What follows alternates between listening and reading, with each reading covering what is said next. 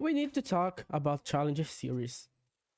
Ubisoft brought back the Challenger Series, Challenger League, this year, and after the first week of play day in all of the main ranges, we are seeing some struggles, we are seeing some weak teams, and we need to see why those teams are playing like that.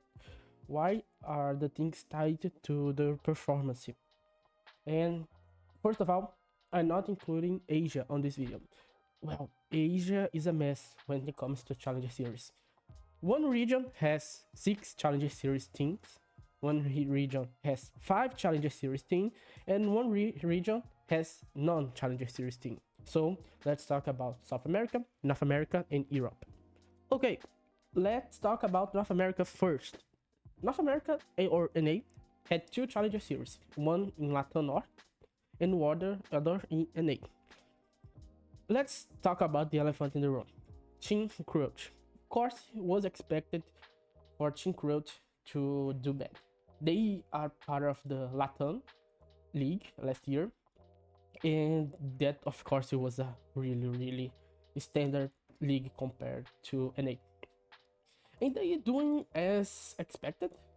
Of course, we can't say, oh my god, I was craving that Team Kratos was gonna play for those AWC spots. No, you can say that. But this is good for them. It's kind of weird why Team Kratos has a Latam North spot, but South America doesn't have a Latam South spot. I think because 9Z got a place as affiliate team, so they got those. Let's talk about the fan favorite. The surprise, yes, it was surprise, JJ and Co or Envy. Okay, it was a surprise that JJ and Co made tier 1. Not because they're bad, but the lower bracket run was amazing. They beat Core Gaming, they beat M80X, they beat the Unks, Forsaken, and then Revelation. Okay, but when the shit got on, they are struggling a bit. They played so far 2 games, because this video is being recorded during the NA Play Day 3, and they lost all of them, making just 1 point by losing to Shopify in the overtime. The table hasn't been so fair to them. They got really 3 tough games in the first 3 play days. That was M80, Shopify, then Oxygen. These matches are tough. Those are 3 good teams in North America, but they are improving, and that's an obvious statement. They got demolished by M80. They almost beat Shopify. Oh, okay, being overtime is almost beating. And they got so close to make another point by winning or losing against Oxygen. This team is struggling a lot with maturity. Yes, maturity. They don't have the experience necessary to be in tier 1. All of these players, only Snake has played tier 1, both on TSM back in the day and Luminosity. But they will develop those tier 1 experiences. And maybe stage 1 is not a good stage for them, but maybe on stage 2 they can really outcome those problems and be a more challenger team. I don't think they will be able to get a EWC spot or a major Munich spot, but I can see they improving a bit and maybe beating teams like Cloud9, Oxygen, top 5 in the second stage. Let's talk about Europe. And first of all, the elephant in the room, Mako Esport. Mako is doing okay, and there's no point to say about them in this video except that they beat Genji in the first game, 86. They got wrecked by Falcon 73, but there's no shame in losing for a team that made top 4 in those top 8 on the last 4 tournaments. And man, they really are a good team, and you can see why by their performance in tier 2 last year. They won tier 2 grand finals. This year they beat Secret Academy. They got top 8 in Rainbow Rumble. Last year they got second in South Breach in the November tournament. And man,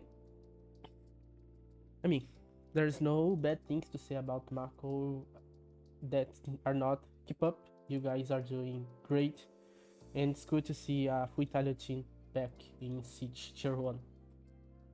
Wild. Wild is a great story in Siege. They are an open tryout team since Wild Academy. When Wild left the org, they became the main team, and they really were surprised. Yes, a surprise. They're not that good in the Tier 2 last year, but the Challenger Series really got them another mentality. They beat GK. They almost got reverse swept in the Swiss stage, but they made it, and they are, man, I think alongside the Brazilian ones that I'm going to talk about, they are the worst team during week 1. They really struggle. They didn't even make 7 points, that the 7 rounds that was enough to win a map, and they struggle a lot in the strong side of the maps. They lost defense on layer, they lost defense on labs. That's natural. I think they are a little bit scary about tier 1, but that comes through experience. They make weird call out. You can see they have tactics, you can see they have strategy plans, but I don't think that is being enough to get them a win, to get them something. And they can win. Maybe after showing they revamp their tactics, I don't know, their lineup. I don't hope so. I like two teams to stay together the whole year, even though it's not good as you hope it is. And that's hope they got together. And of course, I cheer for them because they're a Brazilian on the team. Last of all, Brazil. Brazil was really a surprise. Loss was a bad thing in North America last year. You remember. They got eliminated by a Latam side Brazilians, that was Vila da Folha, in the 6th Invitational qualifier, but they completely revamped their strategies. In the Open qualifier, they passed 3-0 in the Swiss stage. In the playoffs phase, they really lost one map. As a matter of fact, besides the grand final, they really lost one map. They beat Malvinas, they beat Alpha Team, they beat Chico's team, and man, they really showed. At the other side is ENX. ENX was also a strong team, and a surprise. I was really think that Chico's team, that now is Elevate Academy, was going to get the 2nd spot, but Sexy Cake's back, man. And it's weird because Brazil is by far the hottest region. I don't need to explain that. It's true. And they are being demolished. They are not struggling. They are being demolished. ENX made only 3 rounds. They lose from against FaZe 7-1 and lose against W7M 7-2, and lost against Furia 7-1, but okay, it's Furia. Then they lost to 7-4 against 9Z.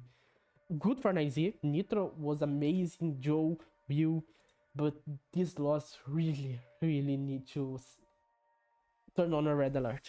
Those are the worst things in the league so far. I don't see them improve in first stage, and it's a matter of experience. They got a lot. Los has Farias, Legacy, Arthur, and Kurtz that played in tier 1. Okay, Kurtz played a long time ago, just like Snake on Envy. And ENX has Angels, Bakzera, Florio, Nigil, Sexy Cake. They all played in tier 1, in Latam, in BR, but they play in tier 1. This is a really bad sign for them. Even for the fact that to all of those teams, that is, the worst 2 affiliate teams in the league will be relegated and play the Challenger Series next year. So they need to step up their game and do better, because maybe we are not seeing them next year. It's really common to Challenger League team to struggle. It's happen every year in every league. Of course, we have some exceptions. South America has the old T1 team. Europe has the Empire and BDS roster that really made a name for themselves. NA has the TSM, but in today's Siege, in the matter of talking about those leagues, they really need to step up the game. It was our early analysis, of course. I talk only about week 1, but I don't know. Maybe we can make a Challenger Series track and see the performance of those teams. Anyway, thanks for watching. If you can see, English is not my main language. I struggle a lot to talk. I made some mistakes. If you have any tips to help me improve or any positivity words, I would take them. Thank you so much. See you next.